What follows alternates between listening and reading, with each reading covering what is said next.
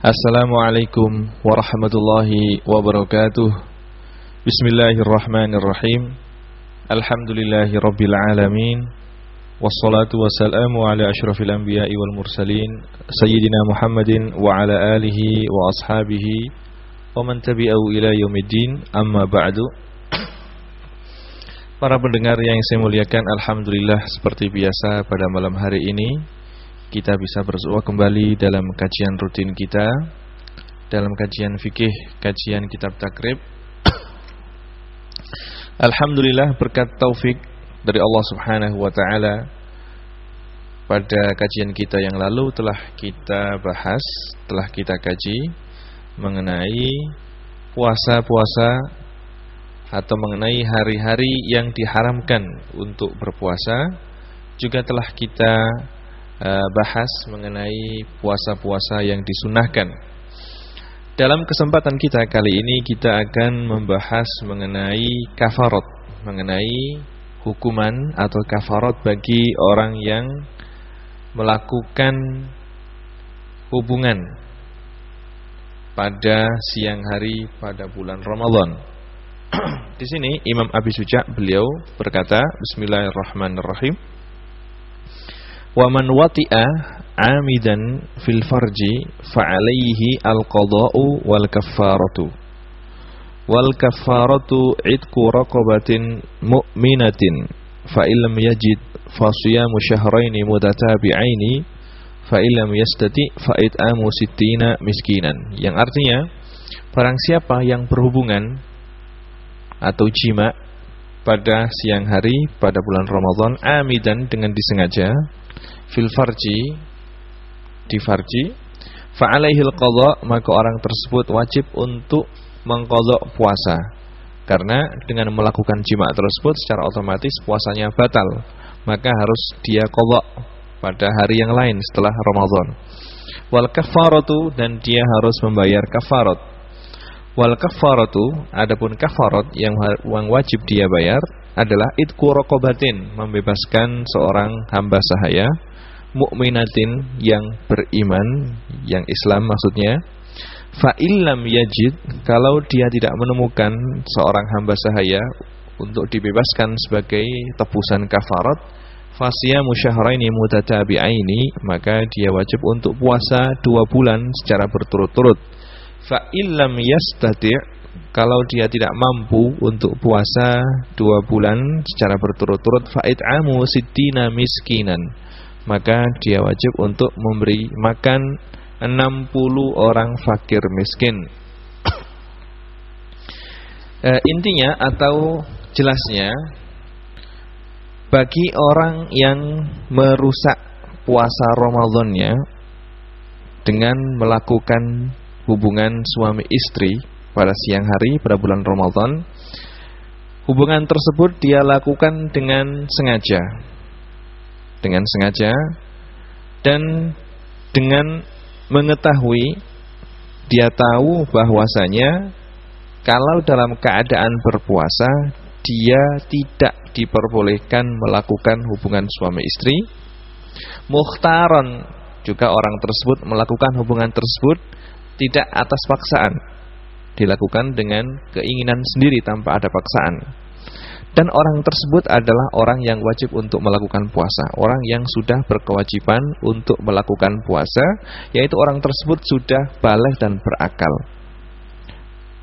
Kalau orang tersebut telah melakukan hal ini tanpa ada uzur, maka orang tersebut harus mengqadha. Puasa yang dia lakukan pada hari tersebut batal, harus diqadha di hari yang lain. Dan dia harus membayar kafarat, sekaligus dia kena takzir, harus dihukum, karena dia sembrono dan terlalu berani untuk menentang perintah agama. Jadi syaratnya adalah orang yang wajib untuk membayar kafarah dan kena hukuman takzir, ini adalah orang yang jima atau melakukan hubungan suami istri pada siang hari pada bulan Ramadan. Orang tersebut adalah orang yang amidan. Syarat yang pertama, orang yang sengaja tidak karena lupa. Kalau dia melakukan hubungan suami istri pada siang hari pada bulan Ramadan karena lupa, terus ingat, maka harus cepat langsung dilepas. Kalau memang dia melakukan hubungan tersebut lupa, kalau dia dalam keadaan berpuasa Ramadan, maka dia tidak berdosa dan puasanya sah. Karena dia lupa. Karena dia lupa. Seperti orang yang makan pada siang hari karena lupa, maka tidak apa-apa. Tapi kalau dia ingat ketika dalam keadaan seperti itu, maka harus cepat untuk dilepas. Kalau diteruskan berarti dia kena kafarat dan kena qadha. Ini syarat yang pertama, amidan. Aliman, orang tersebut adalah mengerti dan faham bahwasanya melakukan hubungan suami istri pada siang hari pada bulan Ramadan hukumnya adalah haram. Syarat yang ketiga, mukhtaron. Dia melakukan hal tersebut tanpa ada paksaan dari pihak apapun. Syarat yang keempat, orang tersebut orang yang mukallaf, orang yang sudah berkewajiban melakukan puasa, yaitu orang yang sudah baligh dan berakal. Syarat yang kelima, orang tersebut melakukan hal tersebut bukan orang yang ma'dzur, bukan orang yang punya udzur. Kalau orang tersebut punya udzur, misalnya orang yang bepergian misalnya, terus dia berbuka, membatalkan puasanya, terus melakukan hubungan suami istri, maka tidak apa-apa, tidak kena kafarat. Kalau sudah terpenuhi 5 syarat ini, maka orang tersebut harus mengqadha puasa yang telah dia rusakkan tadi, karena puasa tersebut batal dengan adanya hubungan suami istri ini. Terus dia kena kafarat yang akan kita terangkan, plus kena takzir. Takzir adalah hukuman bagi orang tersebut, entah itu dipenjara atau dipukul. Yang berhak untuk memberikan hukuman ini adalah waliul amri atau imam. Kalau memang di situ diterapkan hukum Islam, maka sebagai penguasa atau sebagai imam atau hakim atau qadhi di tempat tersebut untuk memberikan hukuman yang setimpal bagi orang tersebut, karena dia ketika melakukan hal ini berarti dia benar-benar orang yang berani menentang perintah agama. Sekarang kafarat yang wajib dia bayar, ini kafarat apa? Seperti yang disebutkan oleh Imam Abi Suja di sini, kafaratnya adalah dia wajib untuk membebaskan seorang hamba sahaya, seorang budak hamba sahaya yang beriman, yang beragama Islam. Kalau dia tidak menemukan seorang hamba sahaya seperti pada zaman sekarang, maka ganti kepada yang kedua, yaitu dia harus berpuasa selama 2 bulan berturut-turut. Seandainya, yang dimaksud dengan berturut-turut ini 2 bulan harus berturut-turut.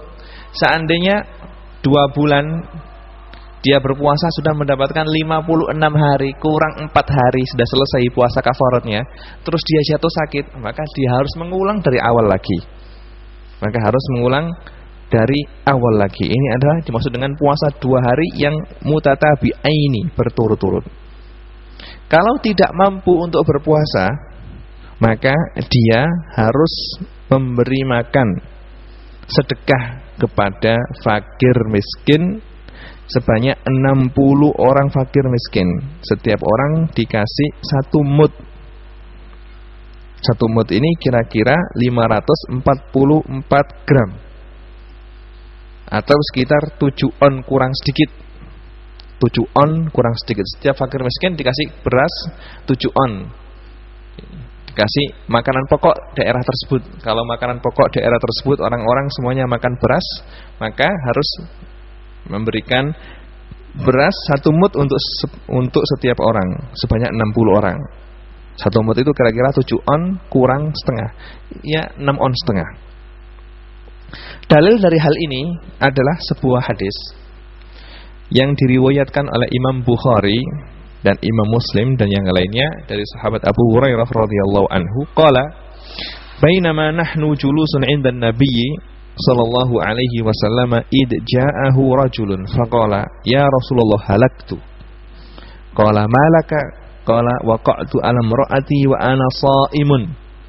Wa fi riwayatin fi Ramadan. Faqala Rasulullah sallallahu alaihi wasallam hal tajidu raqabatan ta'tiquha? Qala la. Qala fa hal tastati'u an tasuma shahrayn mutatabi'aini? Qala la. Faqala fahal tajidu it'ama sittina miskinan? Qala la. Qala famakatha an-nabiy sallallahu alaihi wasallam. Fabaina nahnu ala dzalik atan nabiy sallallahu alaihi wasallam bi'araqin fihi tamrun. Faqala aina as-sa'ilu? Faqala ana ya Rasulullah. Qala khudh hadza fatasaddaq bihi. Faqala ar-rajulu a'ala al-afqari minni ya Rasulullah. Fa wallahi ma baina labataiha ahlu baitin afqaru min ahli baiti. Fadhahika an-nabiy sallallahu alaihi wasallam hatta badat anyabuhu summa qala at'imhu ahlak. Sahabat Abu Hurairah menceritakan sebuah kejadian sebagaimana yang diriwayatkan oleh Imam Bukhari dan Imam Muslim, bahwasanya ketika kita sedang duduk-duduk bersama Rasulullah sallallahu alaihi wasallam, datanglah seorang laki-laki.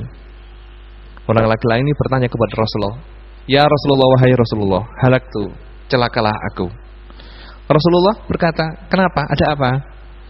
"Saya telah melakukan hubungan suami istri dengan istri saya, sedangkan saya dalam keadaan berpuasa pada bulan Ramadan." Kemudian Rasulullah sallallahu alaihi wasallam setelah mendengar cerita orang tersebut, beliau berkata, "Hal tajidu raqabatan ta'tikuha?" Apakah kamu bisa membebaskan seorang budak sebagai kafarat atas apa yang telah kamu lakukan? Dia menjawab, "La, tidak Rasulullah, saya tidak mampu." Rasulullah bertanya lagi, "Apakah kamu mampu untuk puasa 2 bulan secara berturut-turut?" Orang tersebut menjawab, "Tidak ya Rasulullah, saya tidak mampu." Kemudian Rasulullah sallallahu alaihi wasallam bertanya lagi, "Apakah kamu bisa memberikan makan untuk 60 orang miskin?" Dia menjawab, "Ya Rasulullah, saya tidak mampu." Kemudian diamlah Rasulullah sallallahu alaihi wasallam. Kemudian beliau masuk rumah sambil membawa sekarung kurma. Kemudian beliau berkata, "Aina sa'il?" Mana tadi yang orang yang tanya? Orang tersebut berkata, "Saya ya Rasulullah." Sudah, ini sekarung kurma ini sedekahkan kepada fakir miskin sebagai kafarat atas jima, atas setubuh yang kamu lakukan di bulan Ramadan. Orang tersebut berkata, "Ya Rasulullah, ini saya sedekahkan kemana? Saya sedekahkan ke fakir miskin. Demi Allah ya Rasulullah, tidak ada orang yang lebih fakir dari saya di Madinah ini." Akhirnya Rasulullah sallallahu alaihi wasallam sampai beliau tersenyum dan beliau berkata, "Ya sudah, kalau gitu ambil, kasih untuk keluarga kamu." Nah, dari hadis ini Rasulullah sallallahu alaihi wasallam para fuqaha mengatakan bahwasanya barang siapa yang melakukan senggama hubungan suami istri pada siang hari di bulan Ramadan, orang tersebut melakukan senggama ini disengaja dan tahu hukumnya. Kalau melakukan hubungan tersebut hukumnya adalah haram dan tanpa paksaan, dan orang tadi adalah orang yang sudah berkewajiban melakukan puasa, orang yang sudah balik dan berakal dan sudah niat pada malam harinya, maka orang tersebut wajib kena kafarat yang telah disebutkan oleh Rasulullah sallallahu alaihi wasallam.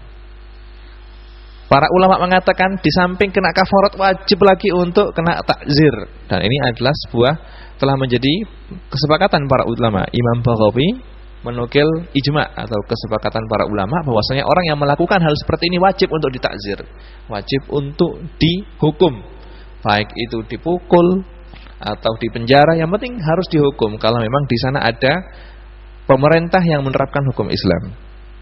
Harus dihukum karena dia benar-benar sembrono dan berani menentang apa yang telah dilarang oleh agama.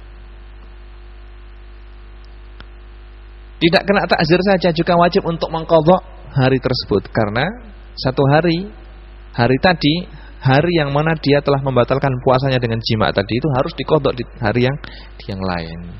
Ini adalah hukuman bagi orang yang melakukan senggama pada siang hari pada bulan Ramadan.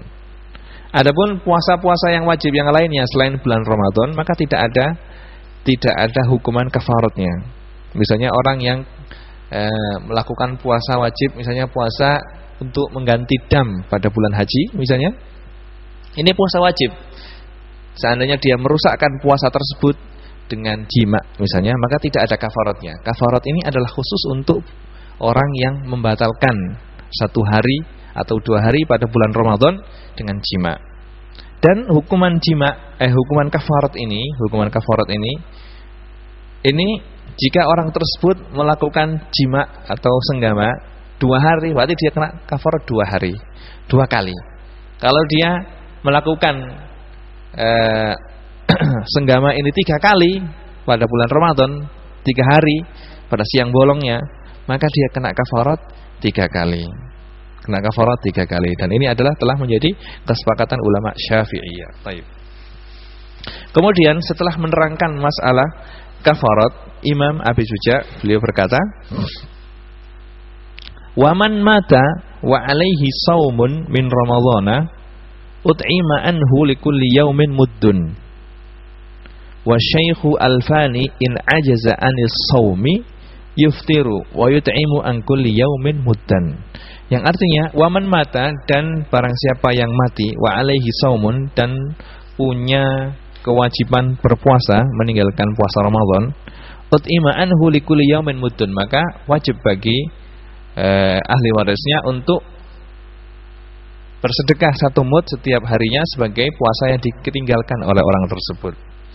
Wa syaikhu alfani, adapun orang tua yang sudah pikun-pikun, tua renta, in ajaza anis saumi, jika dia tidak mampu untuk berpuasa, yuftiru, maka dia boleh untuk berbuka, tidak berpuasa. Wa yut'imu, dan sebagai ganti daripada puasa tersebut, dia harus memberikan makanan an kulli yaumin muddan, untuk fakir miskin 1 harinya 1 mud.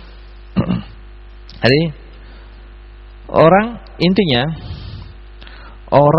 yang meninggalkan puasa Ramadan,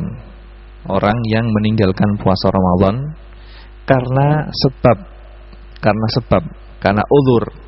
Seperti uzur itu seperti orang yang sakit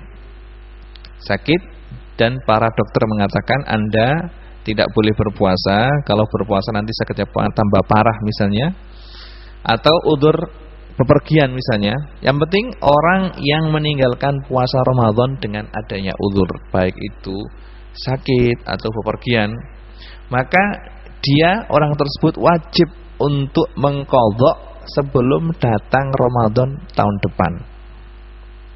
Jika dia tidak mengqadha sampai datang Ramadan yang kedua, karena dia orang yang sembrono, acuh tak acuh dengan perintah agama,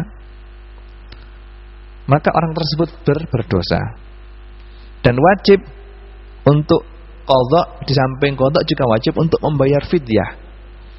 Jadi misalnya si A ini meninggalkan puasa Ramadan karena sebab, maka kalau sebab tersebut sudah hilang, maka secepatnya dia harus mengqadha puasa Ramadan.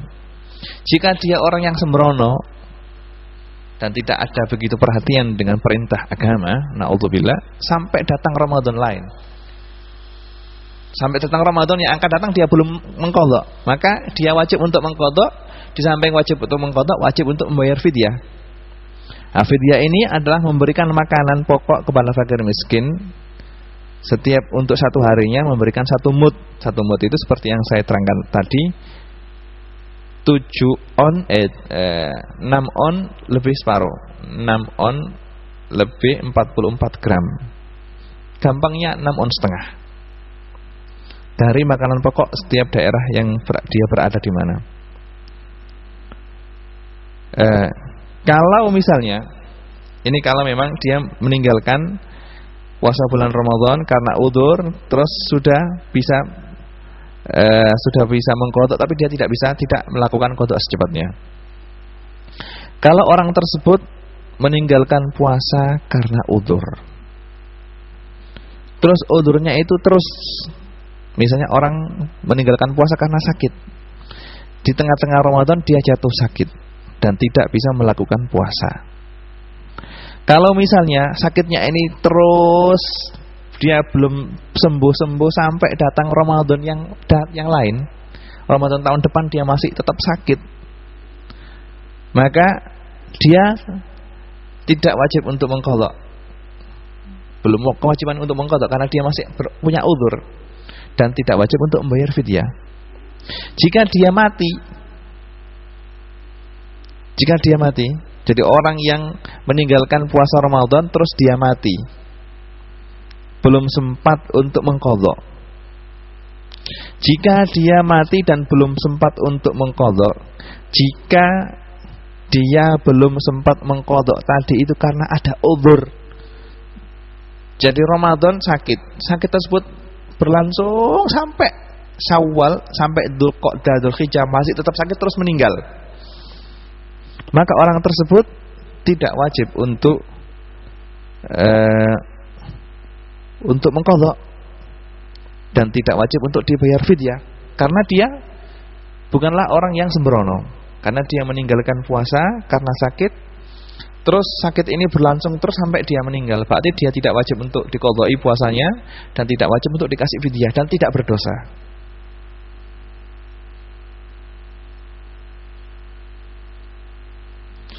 Tapi jika udurnya itu terus sampai selesai Ramadan masih udur, tapi kemudian dia sembuh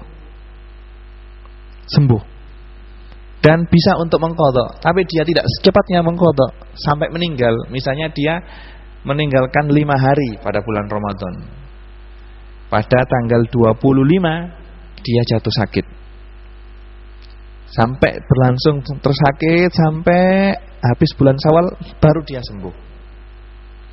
Bulan Dzulqa'dah dia sembuh, alhamdulillah, sehat walafiat seperti biasa. Pada tanggal 1 Dzulhijjah dia mati, meninggal dan belum sempat untuk mengqadha. Maka disunahkan bagi keluarganya untuk berpuasa sebagai ganti daripada puasa yang ditinggalkan oleh mayit tersebut. Berpuasa 5 hari karena dia meninggalkan 5 hari pada bulan Ramadan, tidak berpuasa, sebagai ganti daripada 5 hari yang ditinggalkan oleh si mayat tersebut. Nah, yang dimaksud dengan ahli waris adalah keluarga, yakni keluarganya, baik keluarga dari keluarganya. Yang penting orang yang punya hubungan keluarga dengan dia boleh untuk berpuasa sebagai ganti daripada puasa yang dia tinggalkan. Dalilnya adalah hadis yang diriwayatkan oleh Imam Bukhari dan Imam Muslim dari Ummul Mukminin Aisyah radhiyallahu anha, anna Rasulullah sallallahu alaihi wasallam qala, "Man mata wa alaihi siyamun shama anhu waliyuhu." Barang siapa yang meninggal dan punya tanggungan puasa, maka walinya boleh berpuasa sebagai ganti daripada puasa yang ditinggalkan oleh mayit tersebut. Para fuqaha mengatakan yang dimaksud dengan wali di sini, sebagaimana disebutkan oleh Imam Nawawi, yang dimaksud dengan wali di sini adalah keluarga orang yang meninggal tersebut, baik keluarga yang bisa mewarisi dia atau keluarga yang tidak bisa mewarisi dia, seperti anaknya perempuan misalnya boleh, atau cucunya atau kakaknya atau pamannya boleh berpuasa sebagai ganti daripada puasa yang ditinggalkan oleh mayit tersebut. Dalam hadis yang lain yang diriwayatkan oleh Imam Bukhari dan Imam Muslim dari sahabat Ibnu Abbas radhiyallahu anhuma, qala jaa rajulun ila Nabi sallallahu alaihi wasallam fa qala ya Rasulullah inna ummi matat wa 'alaiha shaumu syahrin afa aqdihi qala na'am fadainullahi ahaqqu ayyuqda. Yang artinya suatu ketika datanglah seorang laki-laki kepada Rasulullah sallallahu alaihi wasallam dan berkata, "Wahai Rasulullah, sesungguhnya ibu saya meninggal dan dia punya tanggungan puasa selama 1 bulan. Apakah saya wajib untuk mengqadha untuk ibu saya?" Rasulullah sallallahu alaihi wasallam menjawab, "Na'am, iya. Fadainullahi ahaqqu ayyuqda." Karena hutang kepada Allah Subhanahu wa taala adalah lebih berhak untuk dibayar. Ini jadi kalau ada orang, intinya kalau ada orang yang meninggal dan mempunyai tanggungan puasa, yang namanya puasanya ini harus dibayar, maka boleh bagi sanak keluarganya untuk berpuasa sebagai ganti daripada puasa yang ditinggalkan oleh orang yang meninggal tersebut.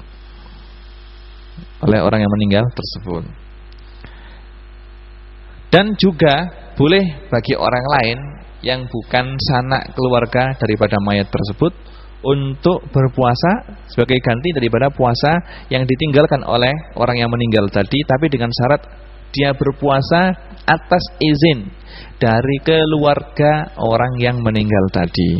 Kalau seandainya dia puasa tanpa izin dan tanpa wasiat dari orang yang meninggal tadi, maka puasanya tidak sah. Dan jika boleh juga, jika dia atau keluarganya tidak ada yang berpuasa untuk dia, maka boleh sebagai ganti daripada puasa tersebut memberikan makanan. Memberikan makanan 1 hari ditebus dengan 1 mud sebagai ganti daripada puasa yang dia tinggalkan, yang ditinggalkan oleh mayat tersebut. Dan 1 mud ini atau ongkos untuk membayar fidyah ini diambilkan dari tirkah atau diambilkan dari harta warisan yang ditinggalkan oleh si mayat tersebut. Kalau dia tidak meninggalkan warisan sama sekali, maka boleh bagi keluarganya untuk mengeluarkan dari harta dia sendiri. 1 hari ditebus dengan 1 mud. Dan ini adalah berdasarkan hadis yang diriwayatkan oleh Imam Tirmidzi dari sahabat Ibnu Umar radhiyallahu anhu, qala man mata wa alaihi siyamu syahrin falyut'im anhu makana kulla yaumin miskinan.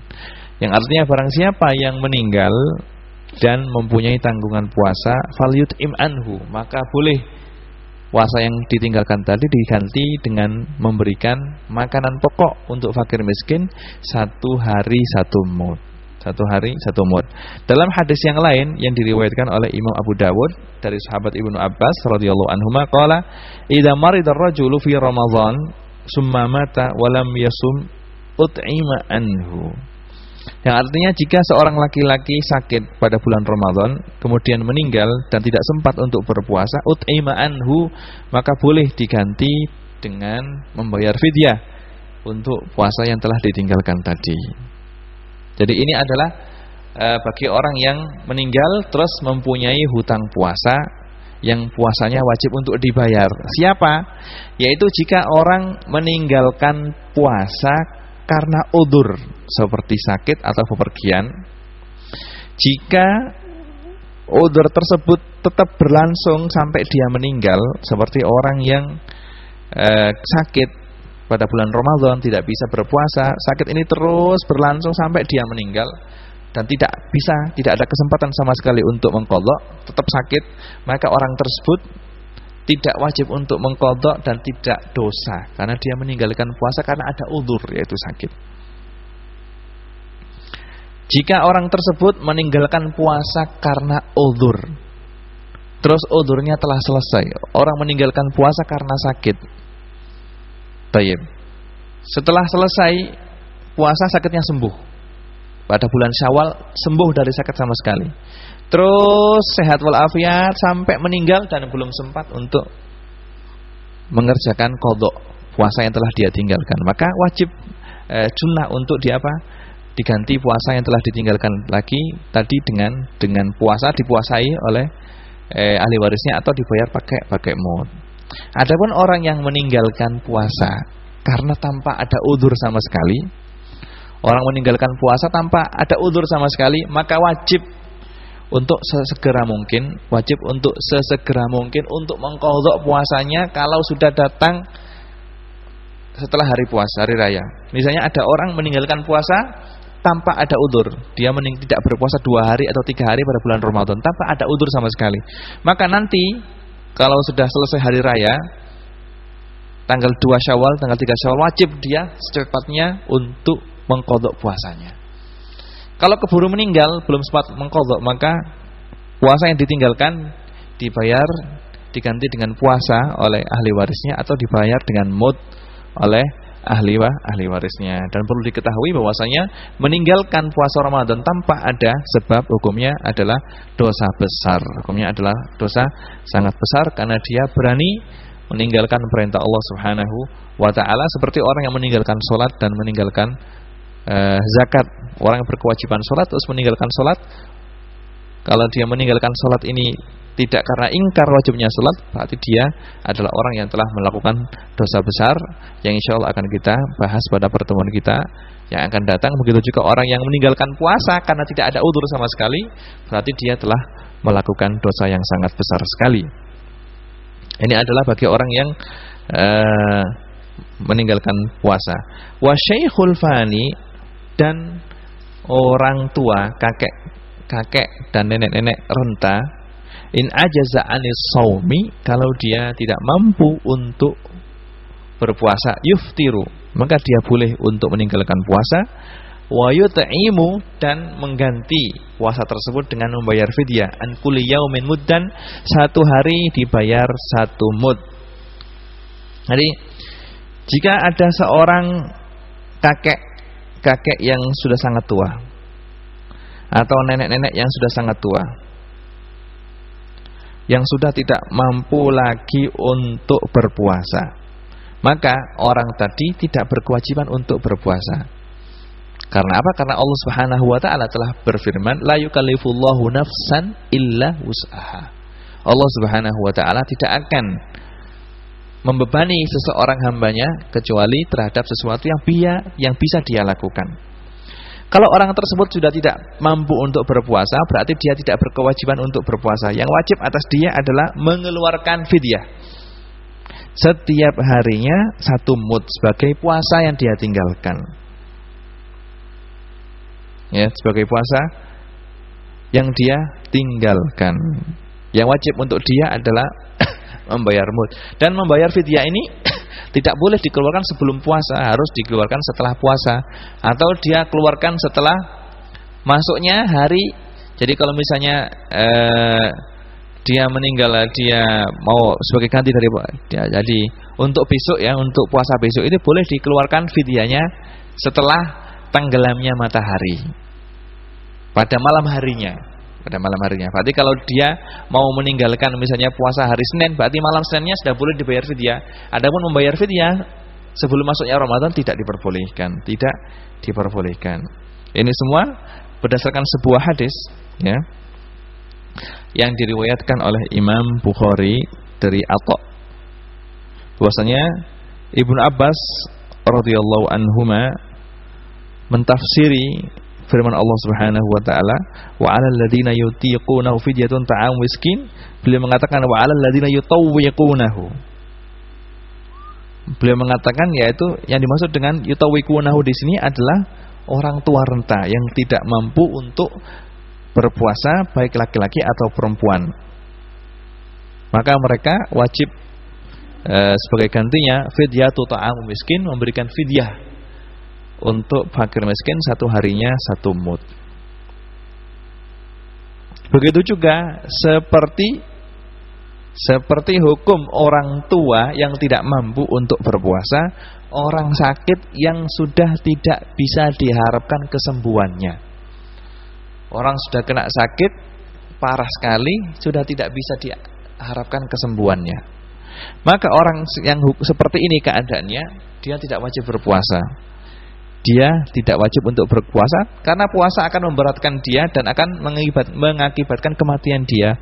Sedangkan Allah Subhanahu wa taala telah berfirman, "Wa ma ja'ala 'alaikum fid-dini min haraj."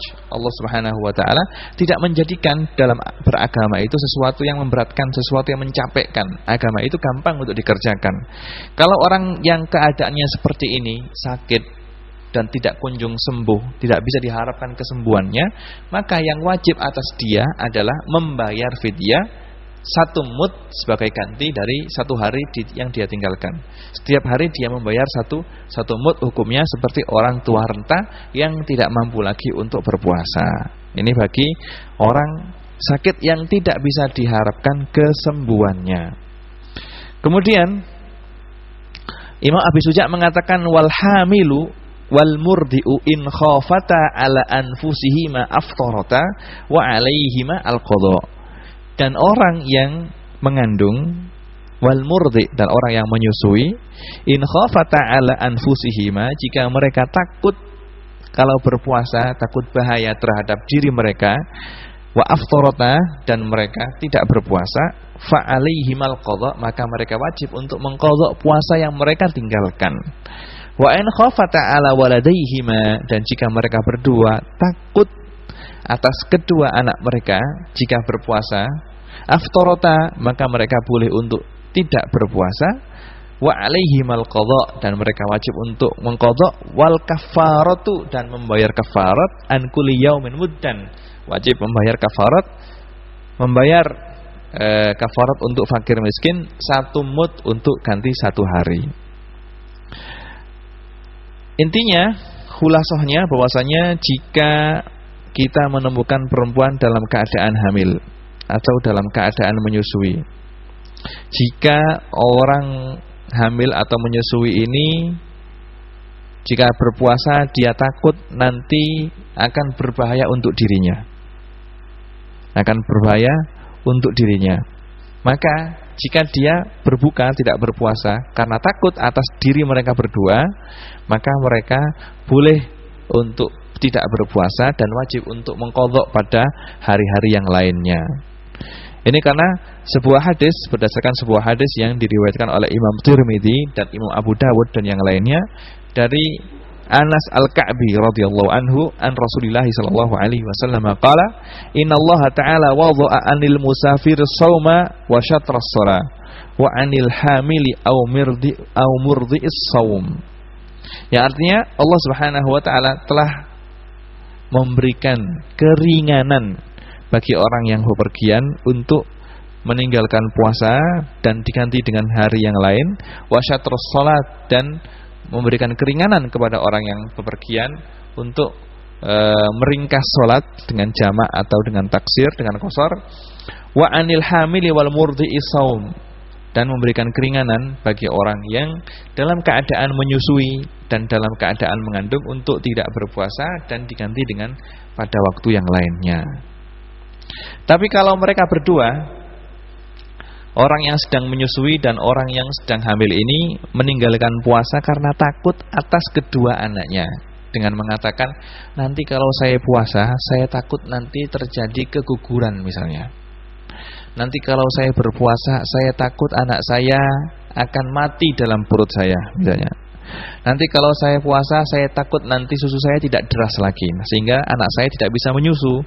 Nah, kalau mereka meninggalkan puasa karena takut terhadap diri mereka, takut dengan anak-anak mereka, maka mereka wajib, mereka boleh untuk tidak berpuasa dan wajib untuk mengqadha. Di samping wajib untuk mengqadha juga wajib untuk membayar fidyah 1 hari 1 mud. 1 hari 1 mud. 1 hari 1 mud. Tapi kalau mereka juga takut kepada dirinya, saya takut mati kalau saya berpuasa, atau saya takut, di samping takut mati, saya juga takut anak saya nanti akan mati juga. Nanti kalau dia takut untuk diri mereka dan untuk kedua anaknya, maka mereka diperbolehkan untuk tidak berpuasa, dan mereka wajib untuk qadha saja dan tidak wajib untuk membayar fidyah. Jadi wajibnya mengqadha dan membayar fidyah itu kalau mereka berdua meninggalkan puasa takut karena anak-anak mereka. Tapi kalau mereka takut karena diri mereka sendiri atau takut karena diri mereka dan anak mereka berdua, maka mereka cuma berkewajiban untuk mengqadha saja. Ini adalah dalilnya seperti hadis yang saya sebutkan tadi, yaitu hadis yang diriwayatkan oleh Imam Abu Dawud dan yang lainnya, bahwasanya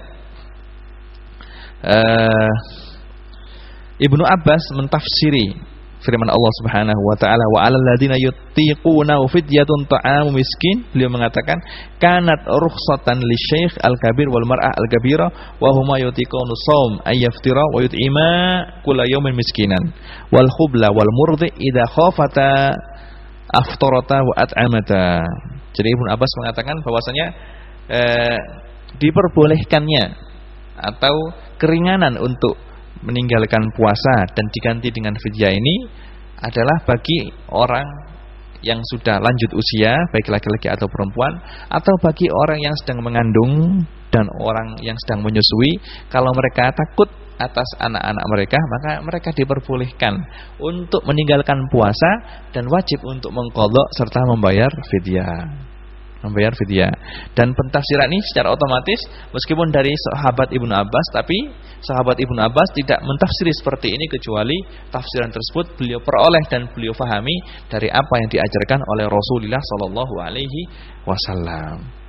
Kemudian setelah masalah orang mendengar masalah hamil dan murdi, Imam Abi Suja menerangkan masalah orang yang bepergian.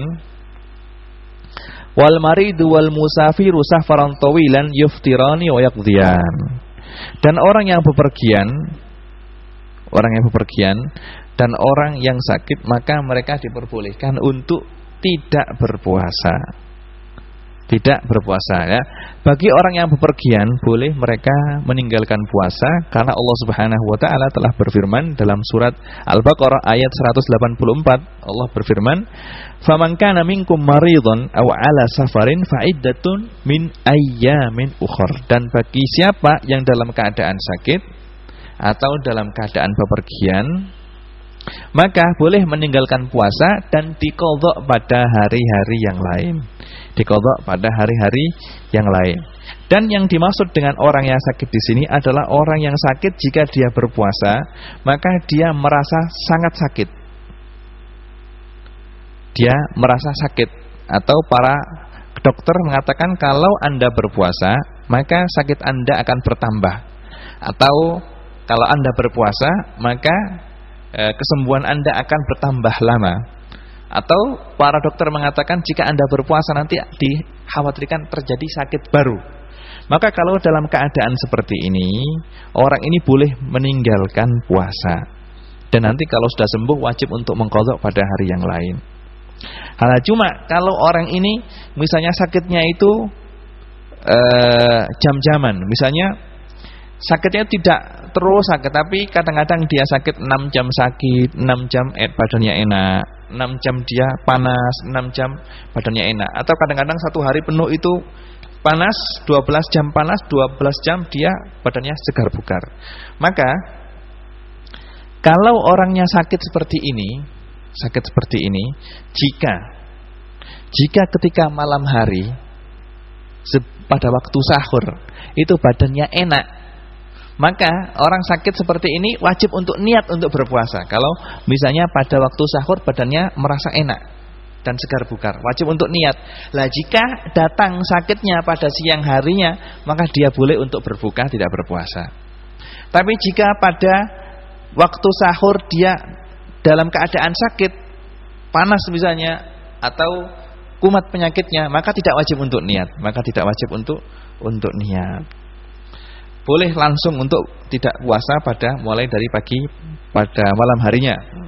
Adapun untuk orang yang bepergian, maka disyaratkan bagi orang yang bepergian yang diperbolehkan untuk meninggalkan puasa adalah hendaknya bepergian yang dia lakukan adalah bepergian yang jauh, bepergian yang mana masafah atau jarak yang dia tempuh adalah jarak yang sudah diperbolehkan untuk melakukan sholat qashar, yaitu sekitar 82 kilometer. Ini syarat yang pertama. Syarat yang kedua, bepergian yang dia lakukan bukan bepergian karena maksiat. Baik bepergian karena sesuatu yang mubah, seperti dia berangkat ke Jakarta untuk melakukan perdagangan, untuk urusan bisnis. Atau dia ke Jakarta untuk silaturahmi, bepergian yang sunnah, maka dia diperbolehkan untuk meninggalkan puasa karena karena bepergian yang dia lakukan adalah bepergian yang diperbolehkan. Adapun kalau bepergiannya untuk tujuan maksiat, misalnya saya mau ke Jakarta untuk membunuh orang, maka bepergian yang seperti ini tidak diperbolehkan untuk meninggalkan puasa. Syarat yang ketiga, orang ini harus berangkat dari rumahnya sebelum subuh, sebelum masuknya waktu puasa. Kalau dia berangkat setelah masuknya waktu puasa, setelah subuh, maka dia di tengah jalan tidak diperbolehkan untuk berbuka. Ini adalah pendapat yang muktamad dalam mazhab Syafi'i, kecuali menurut pendapatnya Imam Al-Muzani bahwasanya orang yang bepergian setelah sholat subuh boleh untuk berbuka, boleh untuk meninggalkan puasa. Nah, ini adalah pendapatnya Imam Imam Al-Muzani. Tapi untuk pendapat yang muktamad dalam mazhab, bepergiannya harus dilakukan sebelum masuknya waktu puasa. Nah, kiranya cukup sekian kajian yang bisa kita ambil untuk pertemuan kita pada malam hari ini, insyaallah. Mudah-mudahan Allah Subhanahu wa taala memberikan kita taufik dan hidayahnya dan memberikan kita umur panjang sehingga kita bisa bersua kembali pada waktu yang akan datang.